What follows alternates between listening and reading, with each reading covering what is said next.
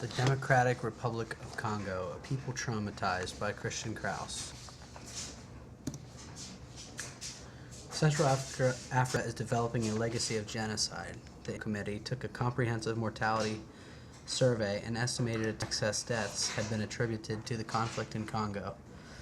The IRC survey continues to state that 10% or less of the deaths were directly due to the violence. The vast majority of deaths resulted from malaria, respiratory infections, diarrhea, measles, and malnutrition, reflecting the major social and economic and political disruption caused by the war. The logistics of the Democratic Republic of Congo are very important. Congo lies south of the Sahara Desert in the center of the continent. It is the fourth most populous nation with 70 million in population and the second largest in land area in Africa.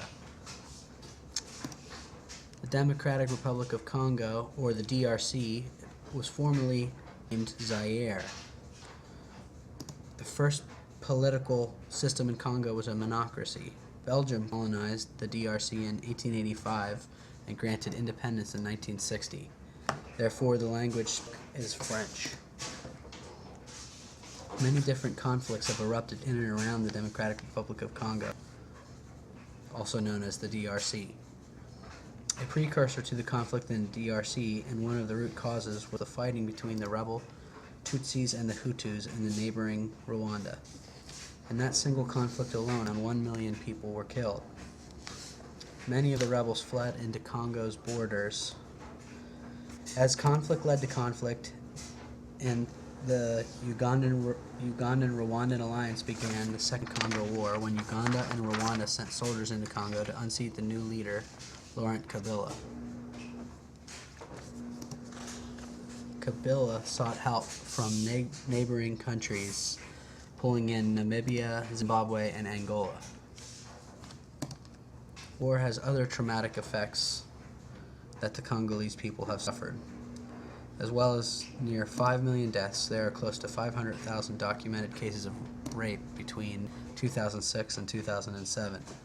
Another horrifying statistic states that 40% of the women have experienced rape.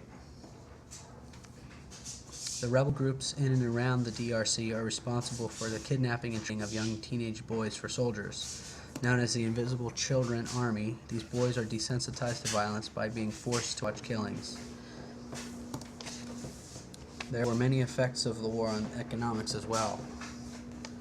Being one of Africa's richest countries on paper, Congo has an embarrassment of diamonds, copper, gold, cobalt, tin, and a rare metal called tantalum.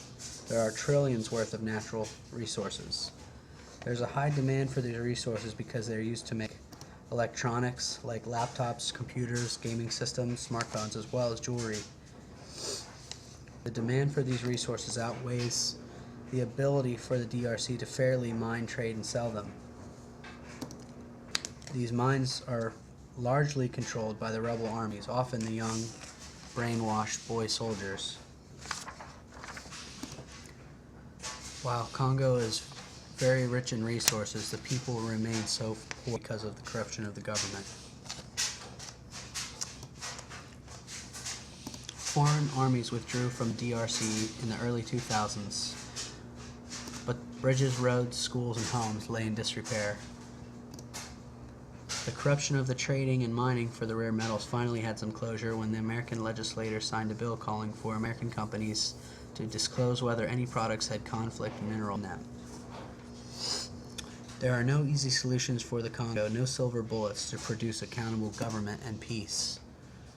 With no clear-cut paths to take, all that is left is hope.